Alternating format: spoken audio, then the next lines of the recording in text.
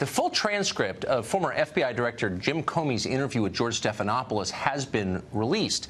It's a massive interview, clocking in more than 5 hours, and it's deeply revealing.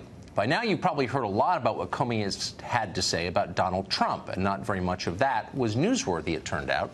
The real value of this interview is what it says about James Comey.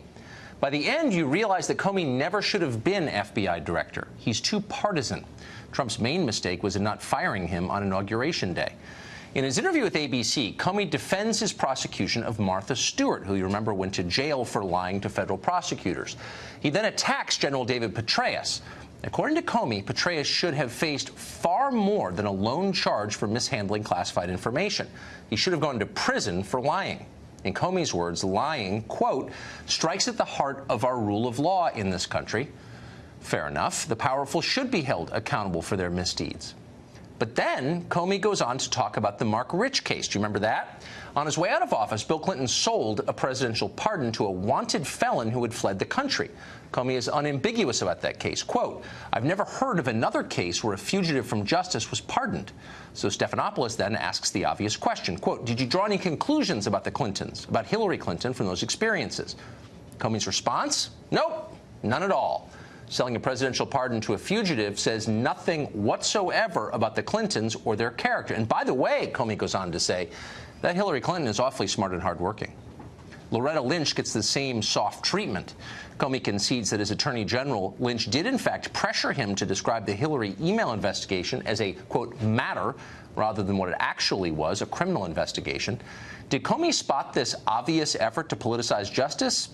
Nope, not even close. His first concern when she told him to refer to the Clinton email controversy as a matter rather than an investigation. Did you think she was doing that to protect Hillary Clinton? I didn't know. It worried me, gave me an uncomfortable feeling because the Clinton campaign had been trying to come up with other words to describe it.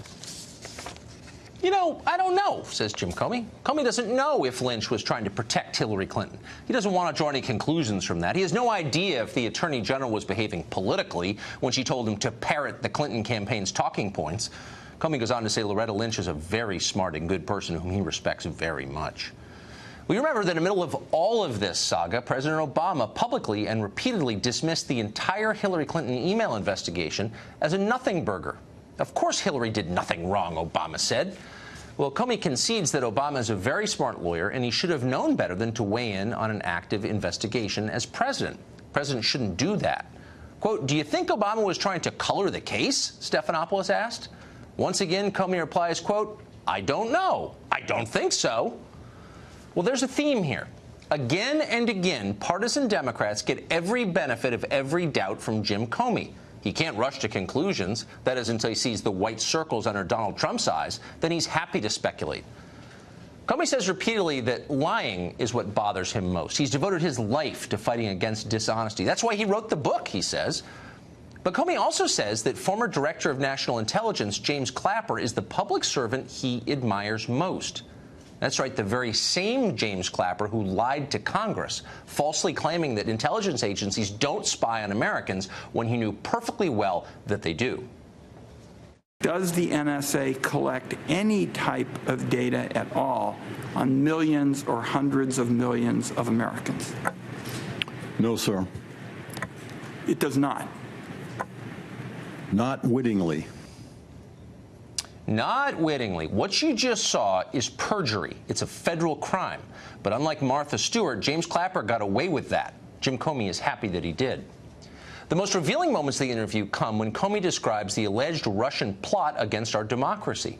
Comey claims repeatedly that Russia wanted Trump to beat Hillary Clinton in the election. But if it's that simple, why did Russian propagandists apparently attack Trump as well and stage protests against him?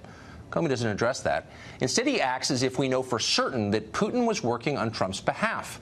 But we absolutely do not know that for certain. In many cases, the facts contradict that conclusion. Comey is passing off speculation as fact. If Comey and the FBI really wanted to get to the bottom of a Russian plot against our democracy, why didn't the Bureau examine the DNC servers to make certain that Russia really hacked them? to this day, regardless of what you hear, we've never seen any evidence that the government of Russia directed the theft of data from those servers, or from John Podesta's Gmail account, for that matter. We just take that on faith. Everyone repeats it like it's true. But why should we believe that without actual proof? Because people like Jim Comey say so? Because our intel agencies never lie to us? Right.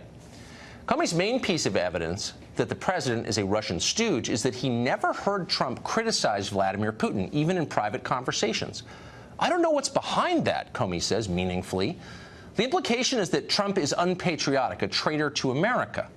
So that's the new standard. Unless you denounce Putin vigorously and behind closed doors, our top law enforcement officials suspect you of disloyalty and criminal intent, and then all but accuse you of that on television.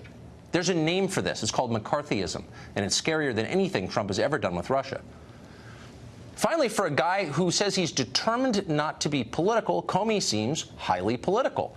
He says repeatedly in the interview with ABC that he's greatly influenced by his wife.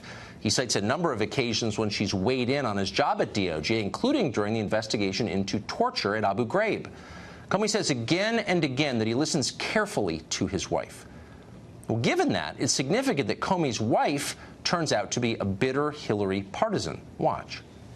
On Saturday, January 21st, masses of demonstrators take to the streets, among them the family of James Comey. My wife and girls marched in the Women's March the day after President Trump's inauguration. At least my 4 daughters, probably all 5 of my kids, wanted Hillary Clinton to be the first woman president. I know my amazing spouse did. I wanted a woman president really badly, and I supported Hillary Clinton. A lot of my friends worked for her, and I was devastated when she lost. Well, wait a second. We have news here. Jim Comey was the director of the FBI working for President Donald Trump. A bunch of his wife's friends worked on Hillary Clinton's campaign. Virtually his entire family marched against his boss on Trump's very first day of work. Comey gave ABC photographs of all of them carrying anti-Trump signs on the National Mall. We're not supposed to think that any of this had any effect on how Jim Comey approached his job in the Trump administration. But of course it did.